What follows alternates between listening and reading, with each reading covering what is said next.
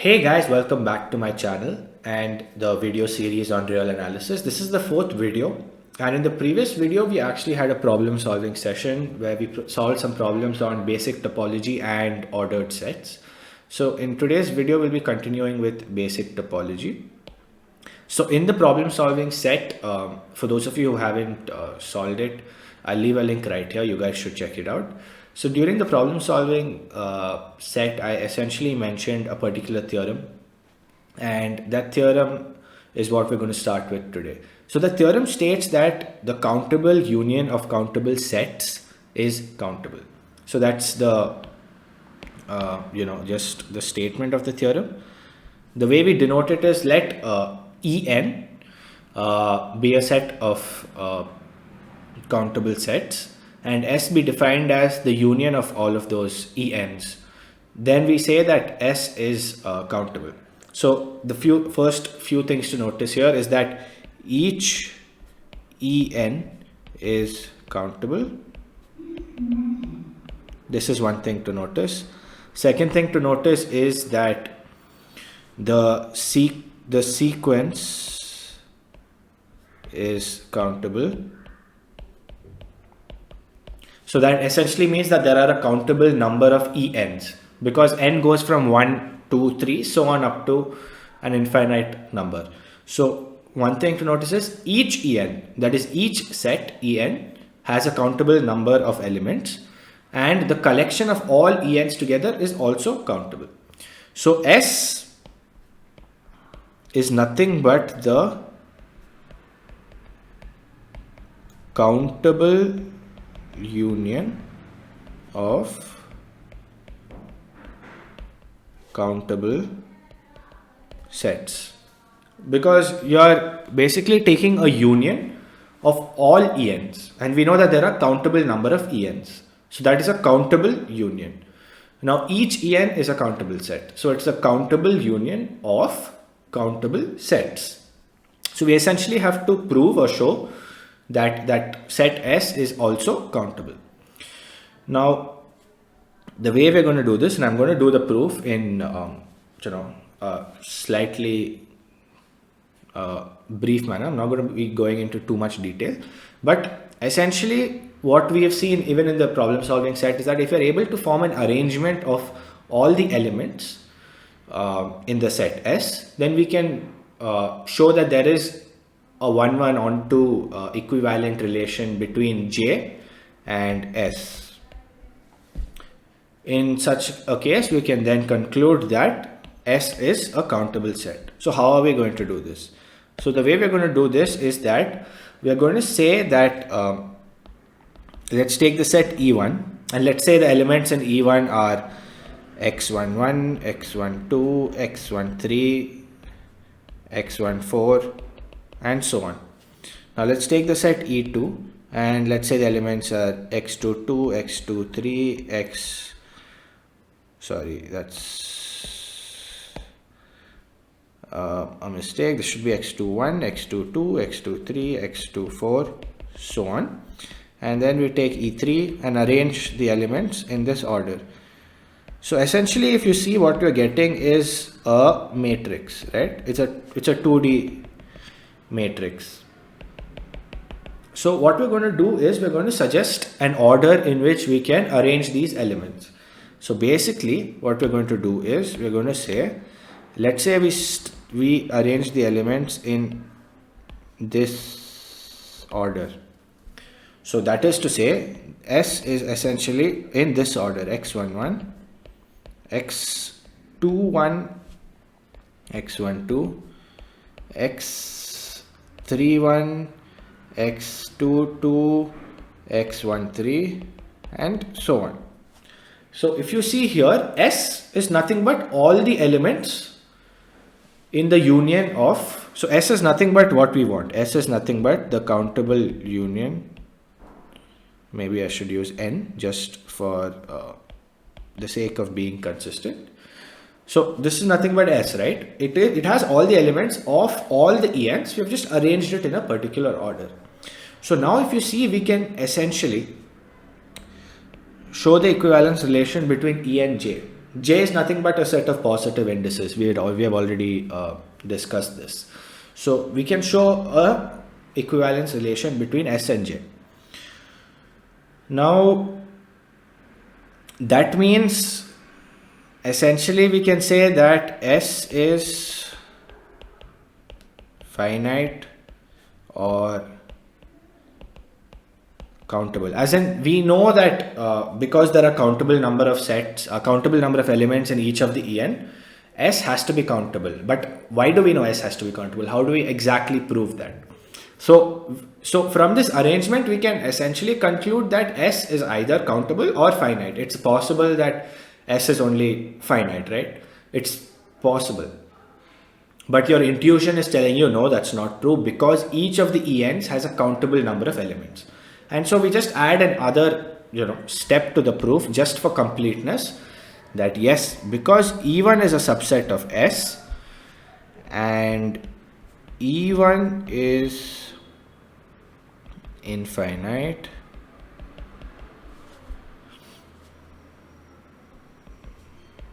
and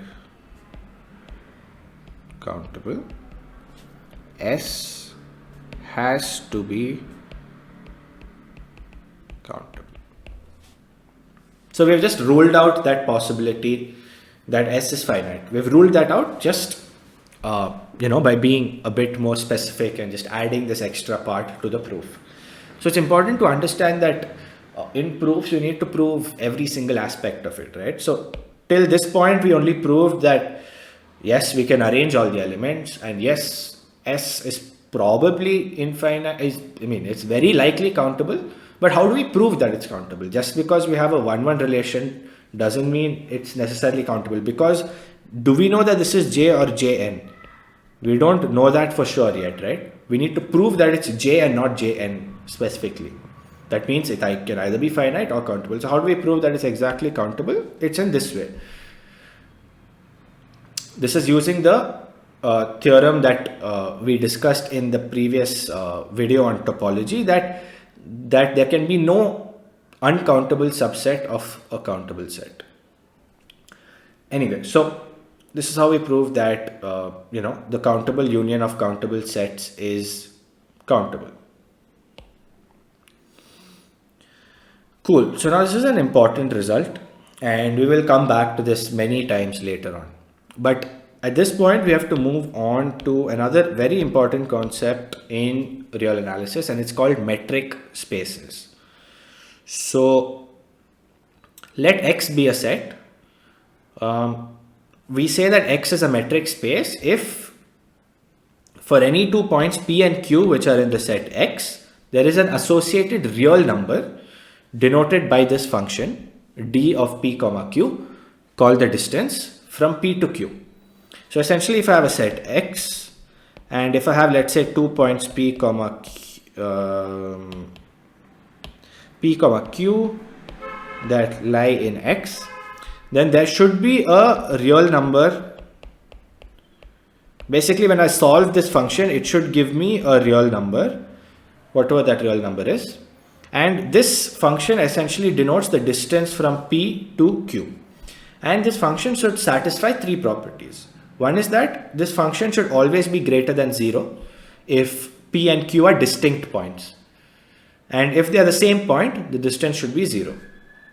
So it's essentially saying that if we are considering P and Q to be equal, then this distance function should always give me 0.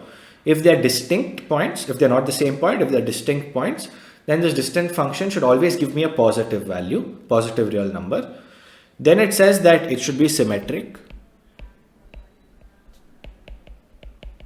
That is essentially the distance from P to Q is the same as the distance from Q to P. And the third thing is that it should follow the transitive property. Semi-transitive actually, but fine, let's not really go into that right now. Basically what it says is that the distance between P and Q should be less than equal to distance between P and R and the distance between R and Q for any R in X. These are the 3 properties. Now any function which satisfies these three properties is called a metric, and essentially x comma d together, maybe we won't use these brackets, x and d together is called a metric space. So x, any set x along with a metric d, you can either call it metric or distance function, both are the same thing. So x along with a distance function d, this together is called a metric space. So why is a metric space important? What is the implication of having defined a metric space? We will deal with all of these things from now onwards, and it's very important to understand what a metric space is. And for now it's just a definition, but as we go ahead it'll make a lot of sense to you as to why we need a metric space and why we need to define it and all of that. So we're going to deal with two quick definitions, and that will be it for today's video. From the next video we're going to start in depth about metric spaces and the consequences of defining different metric spaces and all of that. So let x be a metric space. So x comma d is a metric space. So we define the neighborhood of a point in x. So that means P is some point that belongs to x. So we denote the neighborhood of P as NR of P, where R is the radius of the neighborhood. R is radius of the neighborhood. P is the point. So we define that neighborhood as all the points Q such that the distance between P and Q is less than R. So if I were to give you a graphical understanding or a visual understanding of it, let's say this is some point P, and let's say this is my metric space. This is okay, sorry about that. So let's say this is this is the metric space X. So that's the set X on which we have defined a distance function, So this is the point P, let's say. Then we say that, let's say this is the radius R. So basically all the points which have a radius R around that P. It need not be a circle. That's the important thing to understand, right? That's just the way I'm helping you visualize it for now. So essentially all the points in this area, that is nothing but the NR of P for this fixed radius. So as the radius changes, the neighborhood will also change. So if the radius were larger, let's say this were the radius, then all the points in this would be, so let's say this was R2, then this would be NR2 of P. So that's an important thing to understand. So basically all the points which are at a distance of less than R from the center point, which is P, that constitutes all these points together, that makes up the neighborhood of that particular point P. Very basic definition, which is very important. Now, using this neighborhood concept, we're going to define, I think, in my opinion, one of the most important definitions in all of real analysis pretty much, called the limit point, because this is going to come up again and again, like in every aspect of real analysis. Very important concept. So what is a limit point? So X is a metric space. So we have X comma D is a metric space, and E is a subset of X. So we say some point E P in X is a limit point of E if every neighborhood of P contains a point Q such that Q is in E. So what does this mean? Few things to note here. One, first thing to notice is that we are talking about every neighborhood of P. So let's say, again, I'm going to erase this part out for a bit. and let's just say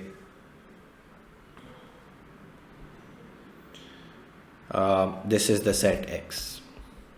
And what I'm going to do is I'm going to take some point P. This is my point P. So what I'm trying to discuss is whether P is a limit point or not. So we say that P is a limit point if for every neighborhood of P. So that means NR of P denotes a neighborhood of P for a particular R. So basically for all possible values of R, if I vary R, right? If I vary R through all the possible values of, that are available, that will give me all the possible neighborhoods. So in all the possible neighborhoods centered at P, there should be at least one point Q that belongs to the set E. So this is the set X. Now, let's say this is the set E. Okay. So what we're going to do now is we're going to check all possible neighborhoods centered around P. And if for all those neighborhoods, there is at least one point Q, such that Q is in E, then we can say that P is a limit point. Now this can seem like an extremely confusing concept, and you probably don't even understand what it means, and you're like, wait, what? I don't understand what this means at all, and this seems super confusing. That's very normal at this point. Okay, and I assure you that in the beginning of the next video, we are going to deal with 2 or 3 important definitions related to limit point, and from that moment you will entirely and clearly understand what a limit point is. For now, just think of the definition this way, that if P is a limit point of a set E, then for every neighborhood, every possible neighborhood of P, there should be at least one element in that neighborhood which lies in the set E. Only then can I say P is a limit point of E. Another important thing to notice here is that the limit point P need not be in the set E. It can lie outside the set E as well. So if I'm discussing all the limit points of the set E, which is a subset of X, the limit point of E can also lie in X. That is an important thing to notice. P need not be here. P can be outside also. If it wants to be a limit point, that is also possible. But it has to satisfy the condition that all neighborhoods, irrespective of how small the radius is, irrespective of how big the radius is, for every neighborhood of P, there should be at least one element in that neighborhood which lies inside the set E. If that is satisfied, if this condition is satisfied, then we can say that P is a limit point of E. So what is the consequence of a limit point, and how do I visualize a limit point in the terms of a real line, and how do I better understand it? All of that we will start with in the next video. So in today's video, we discussed about the countable union of countable sets. We discussed what a metric space was and what a distance function or a metric is. Then we discussed about what a neighborhood is, and we also discussed very briefly, we just touched upon the definition of a limit point. So I hope all of these things are clear to you. If you have any questions, make sure you drop a comment and I will get to it. And as always, thank you for watching, and I'll see you next time where we'll continue with limit points and our journey with real analysis. Thank you.